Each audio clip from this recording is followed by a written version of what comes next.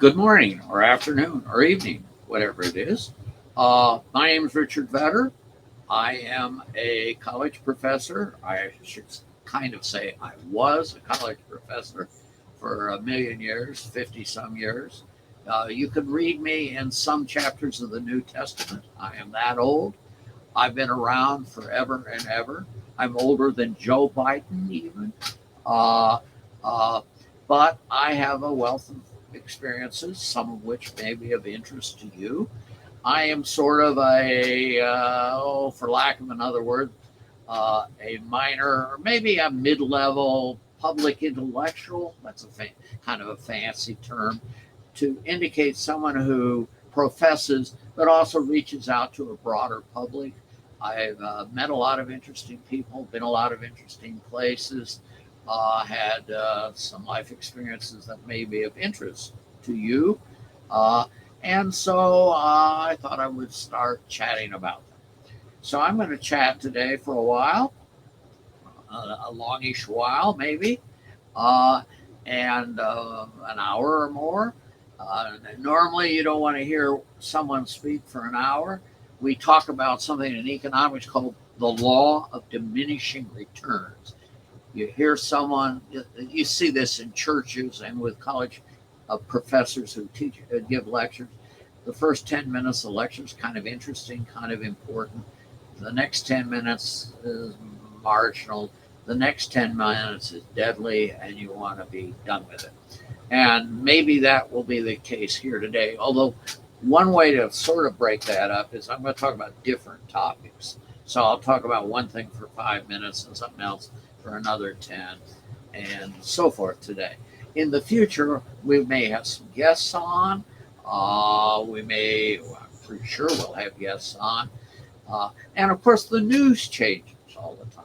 So even today, I will mention some things in the news that happened today. I'm an old fashioned guy. I come from a newspaper family. I'll tell you a little bit about my background. So here's today's Wall Street Journal. Here's today's Columbus Dispatch. Here's today's USA Today. So I got a bunch of props here, and I actually read these things some. So maybe something in that news we'll talk about. Uh, so you don't want to hear about my family much, but I'll give you a 2 minute thumbnail sketch, and maybe in the future more. Um, my parents were married in the 1930s. Interestingly, they honeymooned in the governor's mansion on Mackinac Island in Michigan. They were both from Michigan. My father became a newspaper executive after college. He went to the University of Michigan. My mother went to Eastern Michigan University, which is right next door, 15 minutes away by car. And later on, they had me. My birthday is an unusual day in American history. It's actually a fairly important day because it was election day in the year 1940. And something happened that day that had never happened before, nor will ever happen again. A president of the United States was elected for a third term. It's unconstitutional now. It's literally unconstitutional. But FDR, Franklin D. Roosevelt, was elected president for the third term, and then went on even to get elected for a fourth term. Never before, never again, unless, of course, we blow up the Constitution or change it, which is possible, I must admit. But it's not likely to happen in the lifetime of anyone, although I know when Vladimir Putin was first elected president, everyone said, oh, he's there for 4 years or some sort. Then there'll be someone else. Here we are 20 years later, and Vlad is still hanging around. And I'll talk more about him later. I've drunk vodka with him in the Kremlin, the first American to do so, I think. So that's my great moment. Alcohol will loom large in all of these presentations. Not too large. I'm not an alcoholic, actually. So anyway, my parents had me, and later on a brother, Bob, who went on to a successful career also in the newspaper industry, and whatnot, is now retired. In the I started after college. I went to I guess I probably should say I went to high school, obviously. Uh, I went to a public high school, but it's kind of in a Champaign-Urbana, Illinois, which is where I grew up. And there were a lot of interesting people who went on to some degree of success in that town. At the other high school that I didn't go to, the more snobbish, semi-private high school, there was a guy named George Will, who was now a very famous newspaper columnist. Actually worked for my dad for a while. I had on the high school newspaper, I was a sports editor. My assistant sports editor, Roger Ebert, went on to become a Pulitzer Prize winning critic and a very, very well known movie critic, originally for the Chicago, I forgot what, Sun-Times or Tribune, but then he's passed away since. But so I had a kind of an interesting background. In college, I went to Northwestern University. I was accepted at some pretty spiffy places, including Harvard. And Harvard even sent me a really, I should bring this next time, a nice framed certificate announcing, we have admitted you to Harvard, and you are so good you don't have to take foreign languages at Harvard, because my French was pretty good. And so they just assumed I was coming. I mean, you don't be accepted at Harvard, then tell them to go to hell. You just don't do that. I did. And I went to Northwestern. Why? Well, I'm a Midwesterner. I like the Midwest. They had nice beaches and pretty girls running around on the beaches the day I went up to visit. I said, hey, this is kind of cool. And I had a room actually overlooking Lake Michigan. Literally, I could see Lake Michigan from my dorm room, which was kind of cool. And so I went to Northwestern. Afterwards, I went to the University of Illinois, got a PhD. Was my hometown, Champaign-Urbana. And then accepted a position at Ohio University, which is where I started teaching.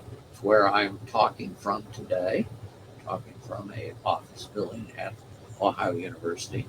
It was the first university in the Midwest. It is an old school. It has an interesting history, beautiful, drop-dead, gorgeous campus. It's a neat place, and it always was and always will be, I hope.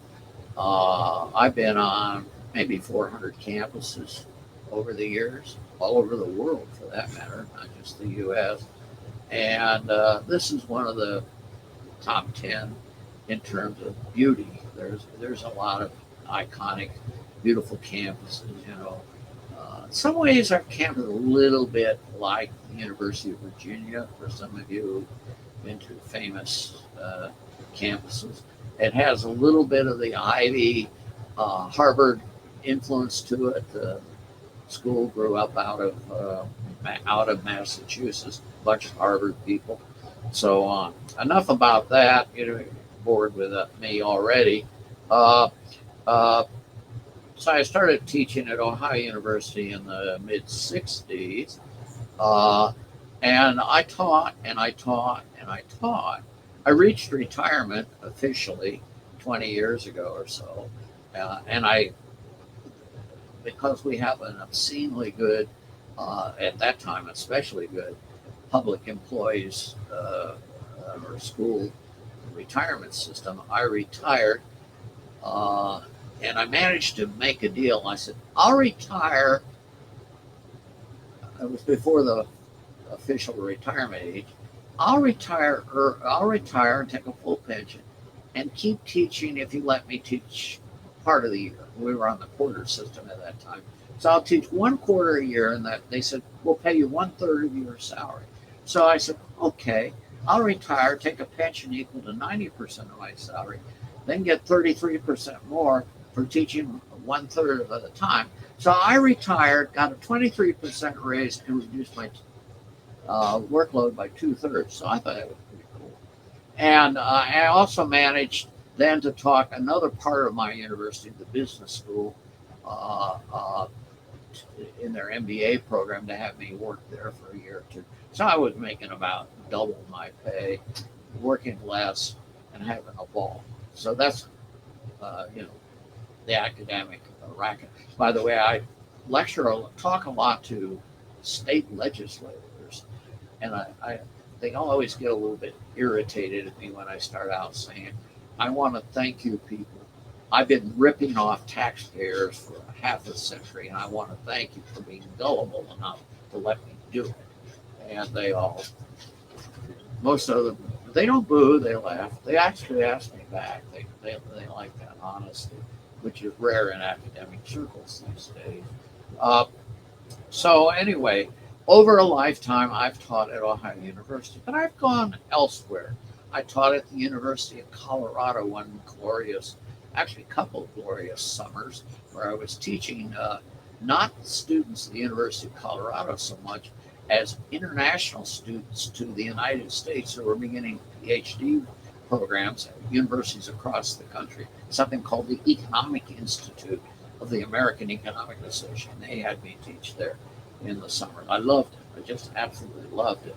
And then I spent a year at the Joint Economic Committee of Congress, spending a year with a gang of 535. And that was a most interesting experience that I made. In some ways, it was transformative in terms of my career. I'll tell you about that later. I've taught at, many other places, some fairly decent schools. I taught at Washington University in St. Louis. They offered me up on a job there, an endowed chair, which I didn't take, but I spent a year there anyway. I had a great time there. I taught at a very Tony liberal arts college in California, Claremont McKenna College, part of the Claremont system, Pomona and other schools, Harvey Mudd. Very, very. So I've been at some fairly chic places. I've been I've taught in Malaysia. I taught in Hong Kong. I've given lectures in Germany and Russia. Uh, you know, China. You name it. I've been there. Not, there are places I haven't been, a lot of places, but I've been around the block a few times. Uh, my academic life, we better move this thing along. Uh, I want to introduce you, before I go any further, I want to introduce you to my student and my friend.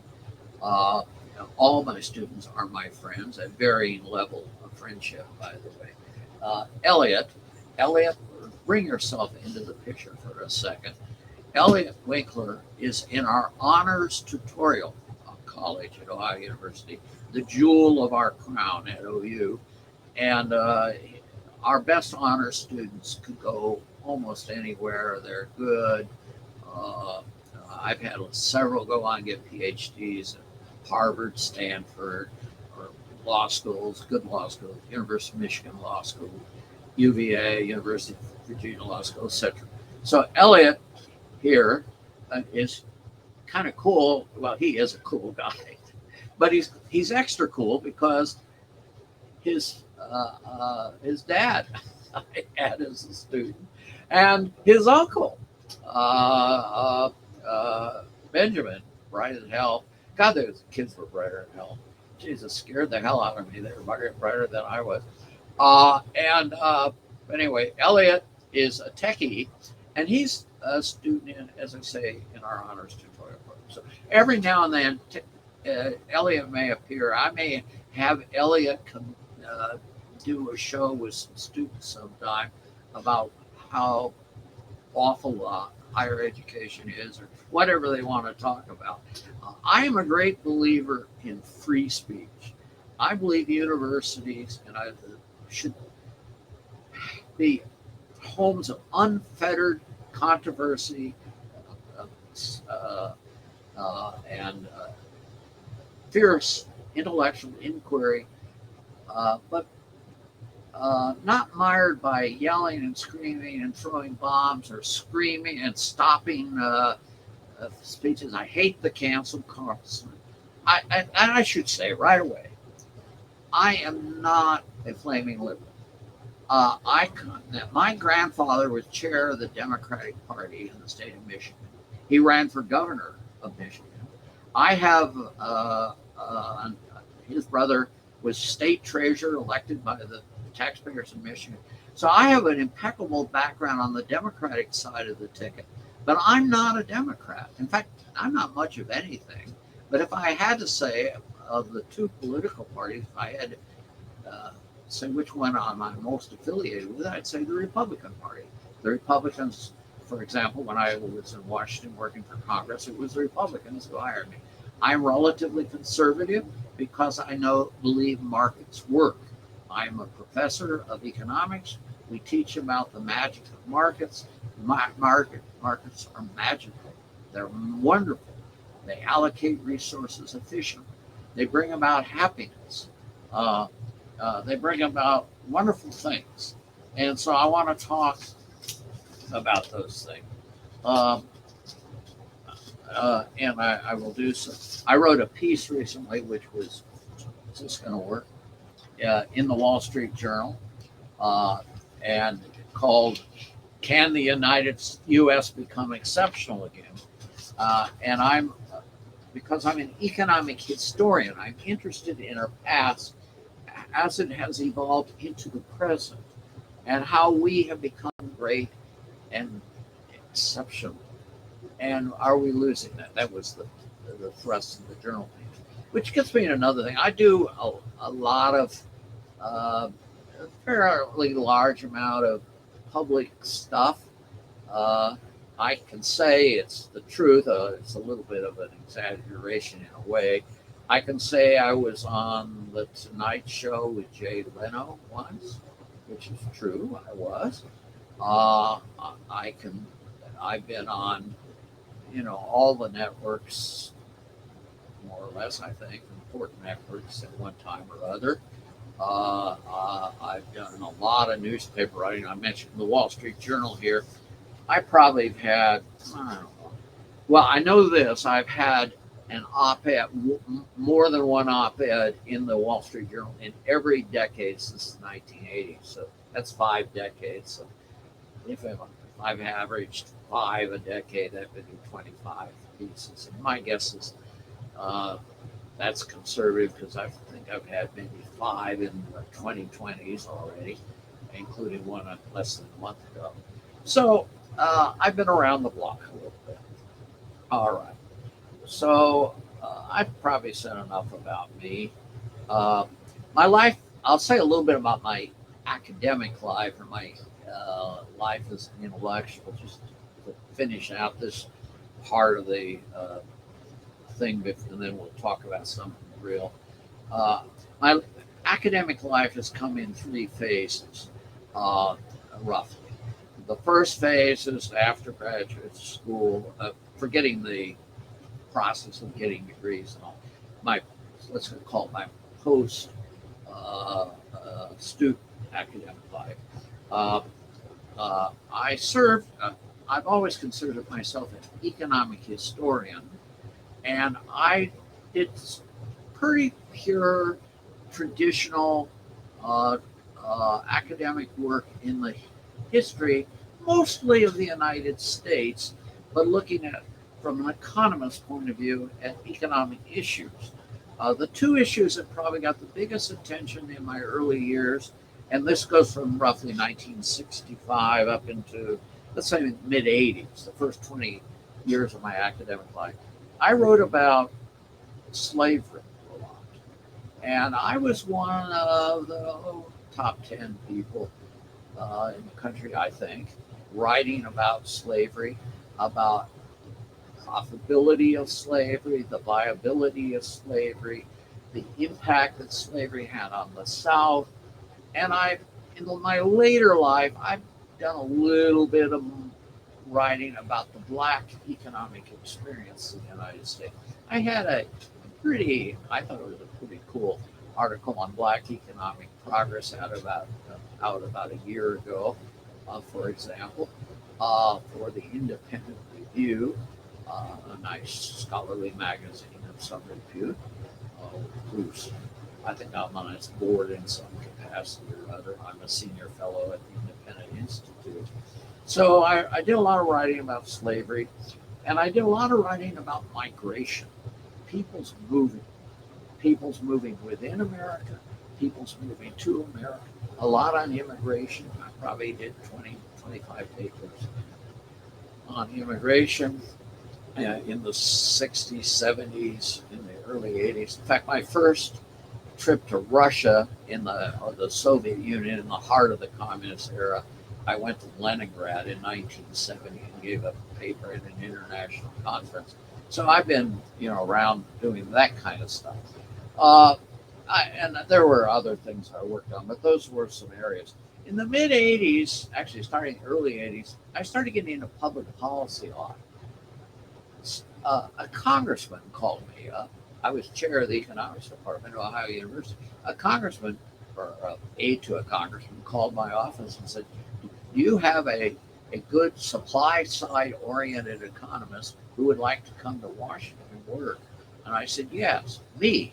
So I went to Washington and worked for the U.S. Congress in the first term of the Reagan administration. It was quite an exciting period. It was a big tax cut, a big reform, a change of attitude in the country, a change from Jimmy Carter, who I had some respect for. In fact, maybe later on I'll show you a picture I have of myself with Jimmy Carter, and flew on an airplane with Jimmy Carter once and had a good time with him. But so I went to work for Congress in the early 80s. Uh, anyway, so this middle part of my career, I started writing things for places like the Wall Street Journal. And I started writing a little bit for some national magazines and started doing radio shows, uh, some television later on in the late 80s. My name got marginally well known, I guess. And I would, when I go to Washington, I get invited to some nice cocktail parties and all. So I guess that's a sign of some success if you like to go to cocktail parties, which I'm sort of not terribly excited about that, but it happens. So that was the second phase of my life. I wrote my most important academic work in that period uh, was sort of combined my interest in economic history with my interest in public policy. It was a book with my dear colleague, late colleague Lowell Galloway, called Out of Work, Unemployment and Government in 20th Century America. It actually came out in the early 90s, but I was working on it earlier, and it was my most significant academic work, I think. And there are some others in the professions who think highly of it.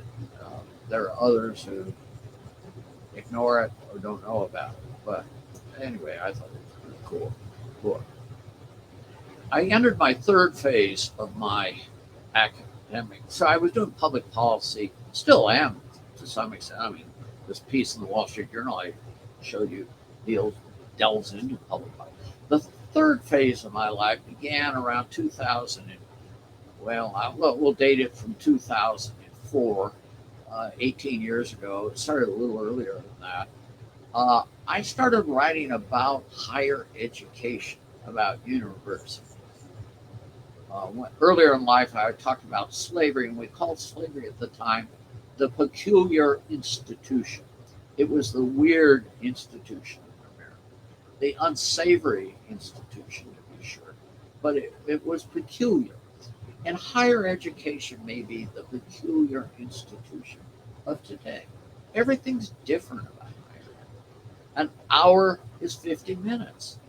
You say, I have a class for an hour at 10 o'clock. What you mean is you have a class for 50 minutes from 10 to 11 or whatever it might be.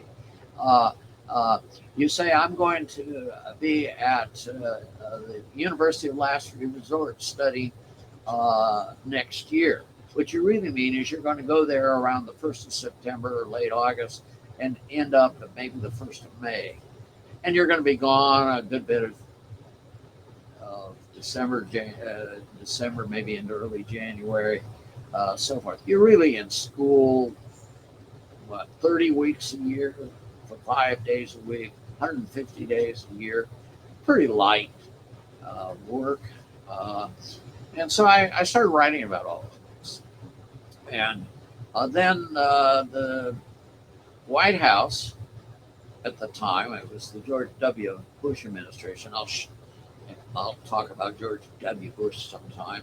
I have a picture over him with my wife and I with him at his house in Dallas.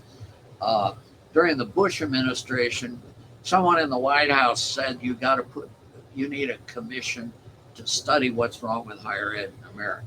So one was formed. It was got a lot of attention in the first decade of this century, around 2005, 6. And they put me on because I had written my first book on higher ed called Going Broke by Degree, Why College Costs Too Much.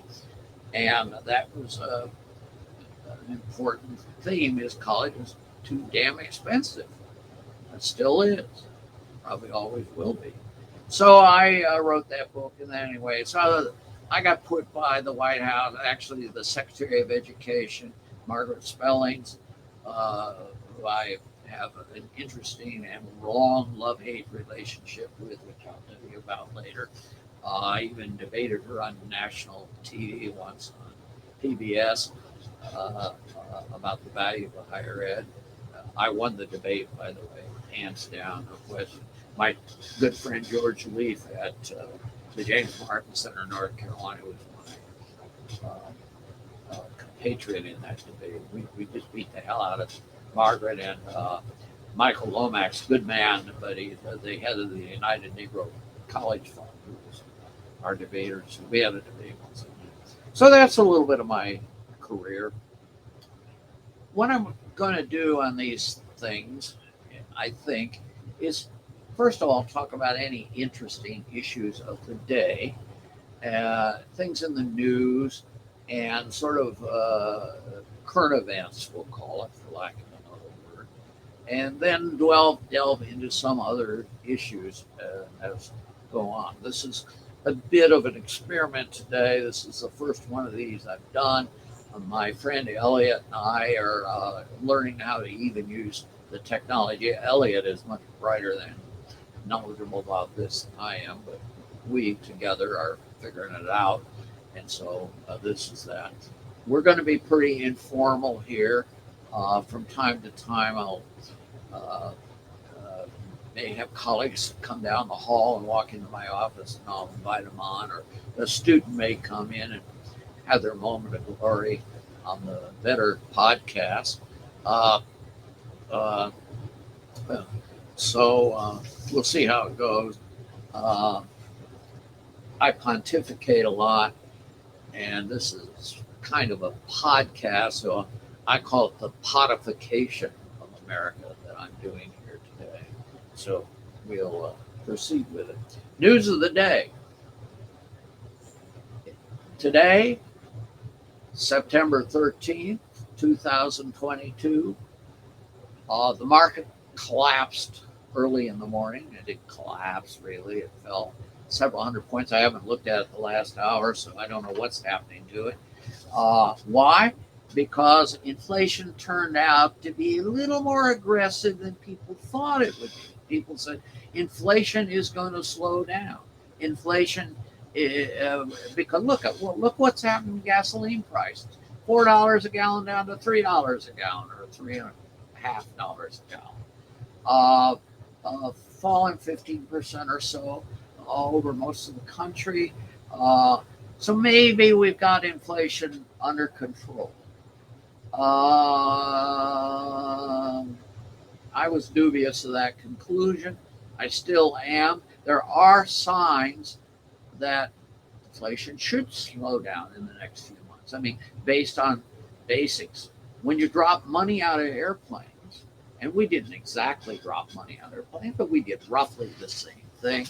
People pick up this money and they go into the stores and buy things. So you have too many pieces of paper, dollar bills, chasing too few goods. And so prices go up. And the price of everything went up. And the last month, August, the price of all items other than food and energy items went up 0.6% in 1 month, or on an annual rate of 7-8% or something. The year-to-year change in prices is still above 8%. So uh, this crazy notion that somehow inflation is moderating, we're getting over it, and after all, we had an Inflation Reduction Act that passed. Oh my God, wasn't that wonderful? If anything, that increased inflation because we again dropped more money out of airplanes, or the equivalent, and it was the equivalent. We never dropped money out of airplanes. The FAA probably wouldn't let us drop money out of airplanes, but we did the equivalent. So the inflation numbers are still looking crappy. We're in for a period of some difficulty. Maybe let's extend the discussion. We're in an election year, and it's kind of an important election year. Everyone thinks every 2 years is the important election of the century, and few of them are.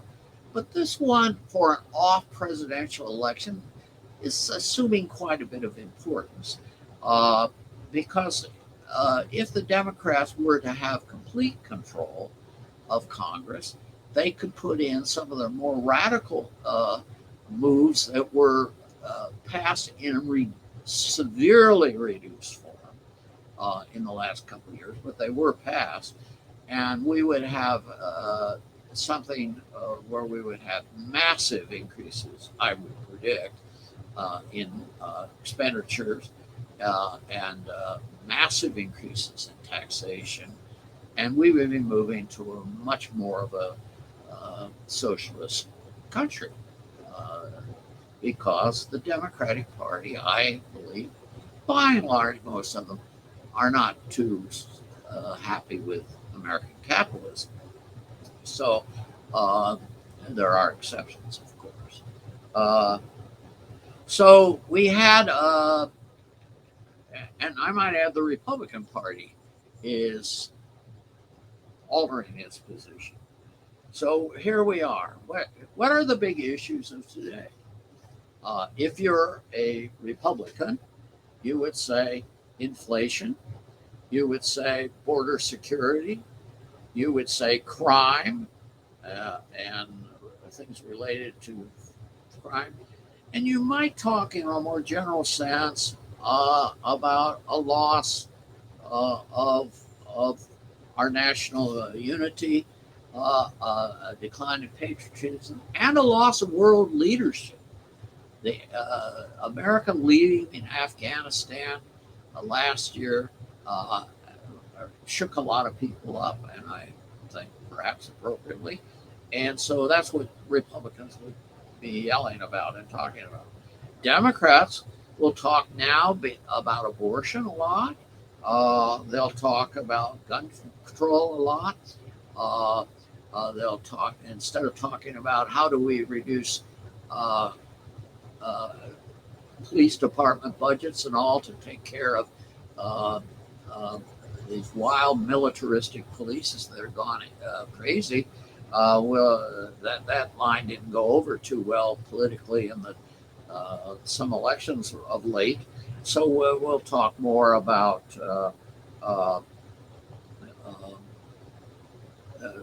reducing the use of guns and the traditional gun control type legislation. And of course, there's the issue of climate, which it hasn't resonated as big with the public as it has with some of the leading politicians. but it is a driving force in the Biden administration's future. I'm going to make one thing very clear right now. I think the Democratic Party has a big problem, Joe Biden. I think the Republican Party has a big problem, Donald Trump. I think both parties have had,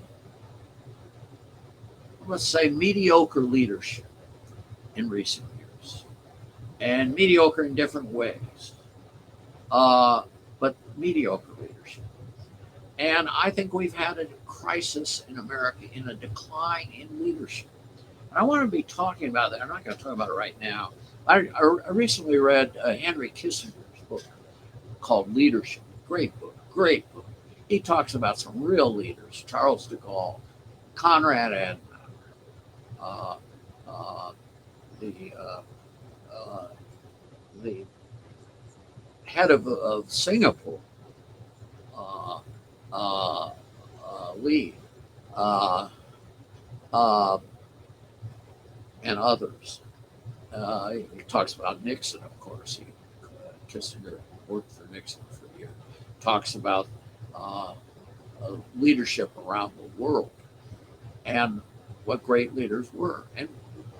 But I think Kissinger feels, he doesn't talk a lot about it in this book, but he has indicated this, and others that have been around a while say that the quality of leadership, has ebbs and flows, ups and downs. And we had great leadership in the 1770s in America, the founding fathers. We had great leadership in many other periods. Abraham Lincoln was a great leader, and so on.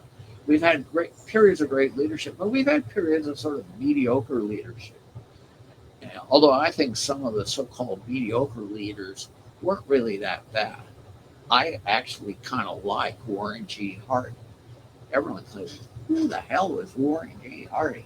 And it turns out he was a president. He only lasted 3 years, but industrial production rose 86% in his less than 3 years in office. Not a bad guy. He played around with the women a little too much. He drank a little too much. He played golf every day. Had a good time, but the economy boomed because markets were working. So I like Warren G. Harding, the only one around today, practically it does. And Calvin Coolidge was a marvelous president, but we'll talk about that some other day. Don't have time to do that. My indicator of how things are going is when I look at my friend Elliot here, and when he starts fidgeting in his chair, I know I'm talking too much. And as I say, us economists do. So these are some of the issues. And both parties go overboard. The Republicans, let's just take abortion. Republicans went overboard in states that control by saying, no one will ever get an abortion in our state, period. No abortions, period. Abortion is outlawed. If you have to go to the moon to get an abortion, go to the moon. You're not going to get it in our state, whatever the state that may be.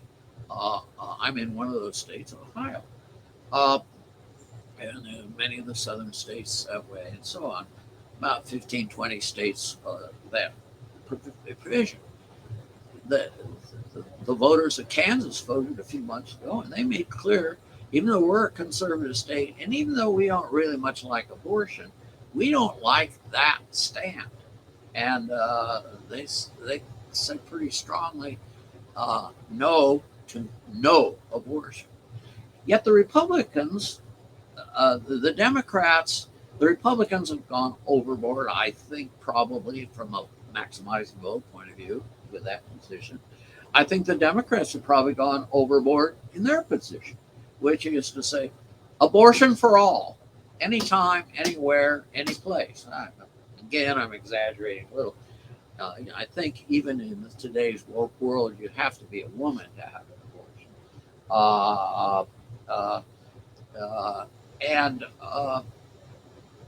So most people today, I expect if you ask the average sort of median American voter, if there is such a thing, the median American voter feels pretty comfortable about a woman who becomes pregnant who decides they don't want a baby and makes that decision in the first month or 2 months or even 3 months after becoming pregnant, that if that person doesn't want to have a baby, that's okay. Go out and take a pill that will make it happen, or even a surgical procedure in the first trimester of pregnancy. I think most Americans, however, feel that in the last trimester of pregnancy, after the baby could possibly, very possibly, survive if given, if birth were given, uh, if we abort children at that stage, babies, fetuses, call it whatever you want, at that stage, that is borderline murder, if not murder, and is morally wrong. So where do you draw the line? Well, Americans, as I say, and of course there are Americans of vastly different opinions on this, but on the median Americans, probably somewhere in that vicinity. And both parties are going to the extremes rather than seeking the middle ground. And maybe if a political party or candidates sort of say, hey, uh, abortion is a moral issue, uh, first and foremost, and the people have to decide, and the people do not want to prevent women who don't want a baby early in the game. They accept that. Rightly, some will feel uncomfortable with it, but it's the will of the American people to allow that to happen.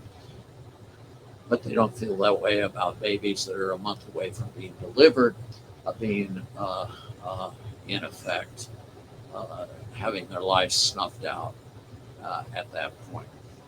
So, so there's all kinds of issues like this we can talk about down the road. I didn't mean to get off on abortion today. I don't know why I did, but well, the issue that I think is the craziest issue in America today, where American public policy is absolutely bonkers, totally off the wall, is in the general area of what we call climate change. In the area of climate change. And by the way, I'm not a climate denier or whatever the hell that is. I believe the climate is warming. I mean, the evidence I think is pretty clear.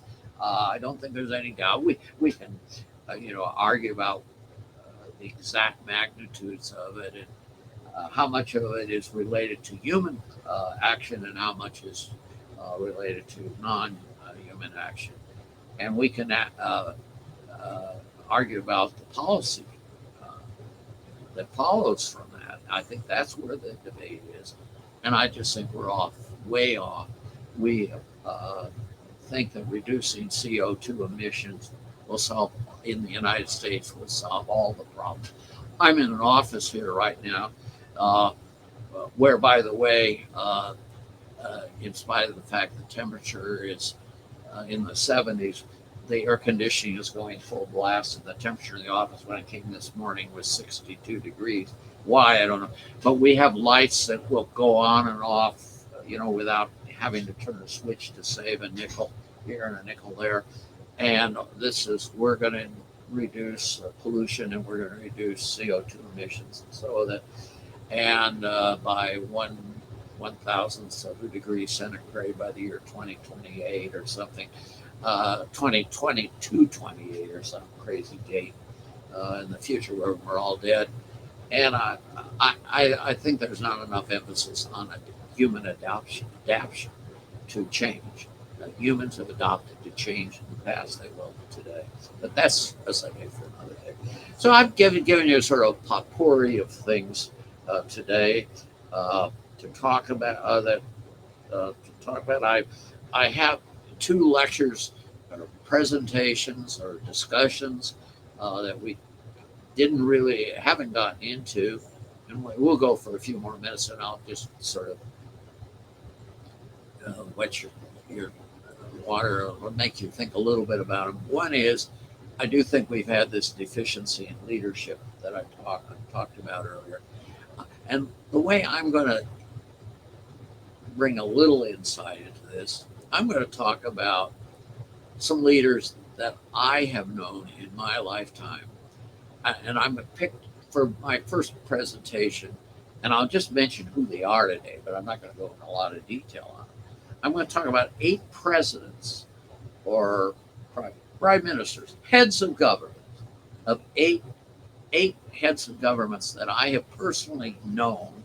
And by know, I'm known can be defined fairly loosely, but where I've had conversation, where I sat down and talked to them, where I've met them, I've shaken their hands, or more than that. In some cases, had pretty substantive conversation. So I'll talk about 8 of them. Uh, I, I, I realized that there were 6 other presidents of the United States that I have seen in person in my lifetime that I'm not going to talk about. Starting as early as Harry Truman. I saw Harry Truman in person. I saw Dwight Eisenhower in person. I have a Dwight Eisenhower's autograph, a personalized autograph to Richard Vedder from Dwight D. Eisenhower. Uh, Ronald Reagan, uh, uh, George H.W. Bush, uh, Bill Clinton, uh, uh, Donald Trump. So there's a lot of people I'm not talking about. And I'm not going to give you a full lecture on them today, but I will talk about 8 people. I'll tell you who the 8 people are. Some of them are Americans, some of them are in other countries. All of these are people I met. And I'm not bragging, maybe I am bragging about meeting them, but I'm going to talk about what made them distinctive, why they were leaders, why they're different than ordinary people. One is Richard Nixon, the first one that I met. The second one I met, Jimmy Carter. Jimmy Carter.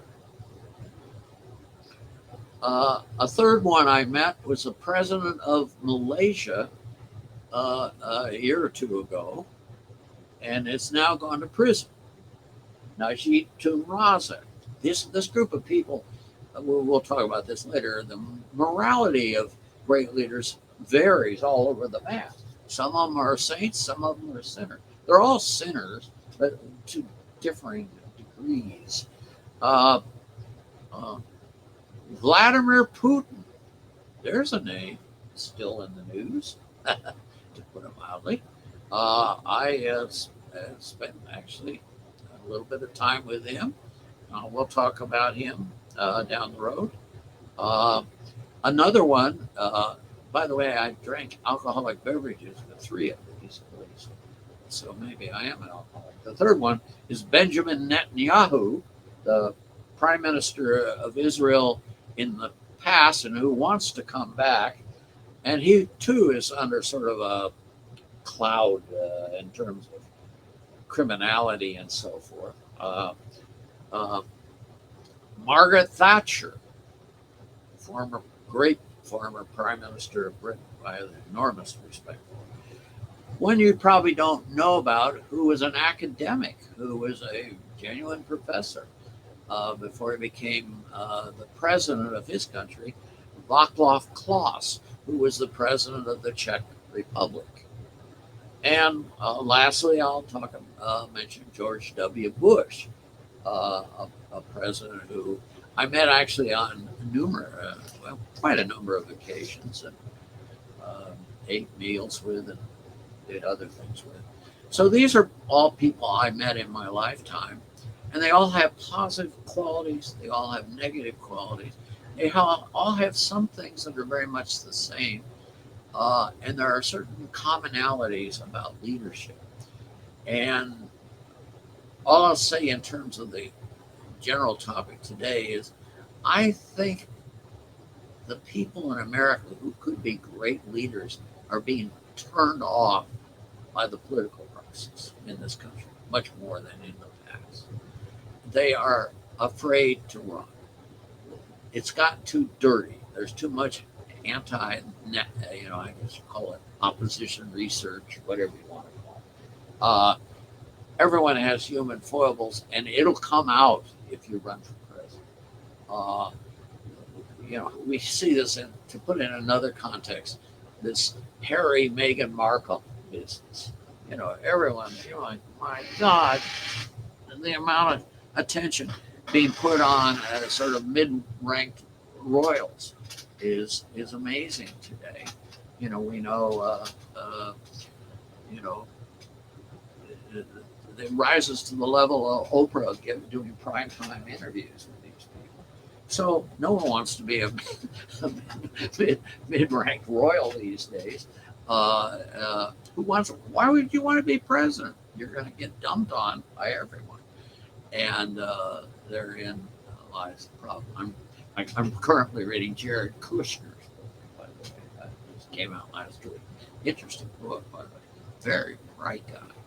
I met him once too. And his wife. They're both, by the way, about 11 feet tall. They're the tallest. I was in the White House at a reception. It's like looking up to a basketball star, NBA basketball star. They're not quite that tall, but they're 6'5", 6'8". The little kid of Donald Trump, Barron, I hear is up to 6'7". Did you know that? 6'7". Barron Trump is 6'7". I don't know how tall he's going to go. So anyway, I've been pontificating and bullshitting around. In the future, I'm going to have guests on. I'm going to talk about other things, the issue of the day, and so on. I'm interested in hearing what people think, interested in the way the world works, and that's what I'm going to do. And if we, after doing this a few times, I learned that I had 3 people look at my show, and 2 of them are since deceased, I will decide to hang it up and go back to doing what I spent my lifetime doing, writing a lot.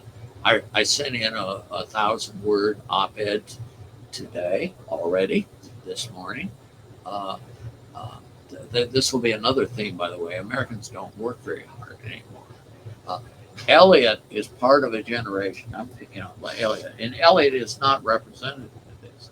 The average college student today spends less than 30 hours a week going to class, studying, doing research, academic things, and they do that for 32 weeks a year. So they spend 900 hours a year in study. Now, I'm not talking about Elliot. I'm talking about the general crowd of students. The average eighth grader spends more hours a year studying or going to class. They spend what, 6 hours a day, 7 hours a day when you're in middle school? No, it's like 7, 8. 7 hours a day, 180 days a year. 180 times 7 is 1260. I still can do math pretty good, by the way. They taught math better in the old days. Yeah, I can do that. Today, Elliot couldn't do it, he said, and he's a pretty bright guy. So 1,260 hours the average eighth grader spends. I'm taking Elliot's statistic as impeccable, being 7 hours a day, the average length. Probably pretty close. The average, if the statistics that are reported by the Bureau of Labor Statistics are close to correct, and the average college student spend maybe 28 hours a week for 32 weeks a year, you've got a different number. What is 32 times 28? 904, I think. Elliot will tell me in a minute. 32 times 28. 32 times 28. It's around 900. 896. 896. 896 versus the other statistic, 1,200 and something. So after 8th grade, maybe it's after high school. After high school, I'd say. Elliot says after high school. I'll accept that. After high school, kids who go on to school work less hard on average. Now, there's a huge variations around those averages. The mean is maybe not the optimal or the best measure of central tendency that you can use. But it's not that far off. And so Americans aren't working as hard. And I would say this is true in other endeavors in life, not just schooling, in work. Uh, uh, in the year 2000, Bill Clinton is president. January 2000, 65% of Americans worked who were over the ages of working age. 65% worked. Today, 60. Went from 65 to 60. You say, well, we have a nation of old timers who, are retired. Well, there's been a little bit of a demographic shift, but doesn't explain it. And you have, as a consequence, about 13 million fewer Americans in the workforce than we would have if we had the same proportion that we did when Bill Clinton was president. 13 million more Americans working would end a lot of supply shortages that we have. And by the way, in 3 days, those shortages are going to start growing again if the railway workers go on strike, as looks like 60% probability they will. Okay, I will leave you today with my predictions on the election, which will change weekly, as they should. I mean, the situations change. And the Democrats have gained relative to the Republicans in the last month, I think, a bit. But still, if I were going to guess about the U.S. House of Representatives in the next election, I would put at least an 80% probability the Republicans will take control of the House. That's sort of standard thinking. They're only a half dozen seats away now, or 7 seats away. Most people think they'll gain more than that, maybe 15, 20, 25, something like that. That's what usually happens to incumbent parties in the off election year, the non-presidential election year. They usually lose seats. So the historical precedent suggests that there have been a huge number of Democratic retirements, huge number. There have been some Republican retirements too, but especially prevailing among the Democrats because they see this coming, and so they want to get out, without being beaten. So 80% chance the Republicans will take over. The conventional wisdom was the Senate was 50-50 6 months ago. That was the conventional. It could go either way. It could have gone either way. But I've always thought, looking at who's running and what races were up, there are more Republican incumbents up for re-election than Democrats. I think the Democrats have the advantage there. And I would put a 70% probability that the Democrats will take control of the Senate, meaning they gain at least 1 seat. We treat Republican and Democrat like we treat pregnancy. You are or you're not. But you can be half Republican or 60% Republican. A gun-ho Jim Jordan Republican, or you can be a Susan Collins Republican. They're quite different. So, but I would still think the Democrats have a good chance. And part of the problem is Trump managed to get in some very weak candidates in some of the states. My state of Ohio is one of those that's really up for grabs. And the headline today in the Columbus Dispatch is, new poll has Vance Ryan tied. So, there are a lot of these are going down to the wall. Same is true of Pennsylvania, Georgia. People were writing Herschel Walker off, but he's been coming back recently. People assumed Colorado was going to go for sure for the Democrats. Now, some people, Bennett may get beat now. There's changes. We'll look at it every once in a while. But if if the Democrats take total control, I predict there will be I won't say a revolution in this country. There will be a lot of big changes if they take total control. Because Joe Biden has no desire whatsoever to moderate uh, the instincts of the progressives that are very aggressive in the Democratic Party. The AOCs, the uh, Warrens, Elizabeth Warrens, etc. Uh, I'm looking. He doesn't know I'm looking, but I'm looking at my friend Elliot here, who's my right hand man today. This is an experimental podcast. I think we've done it. We were uh, told we could go on for 2 hours, but I think an hour and a half is enough. And How long have we been going for? how long? We've been going for about an hour. An hour. Yep. I think what we're going to do is stop now, and I will rejoin you soon.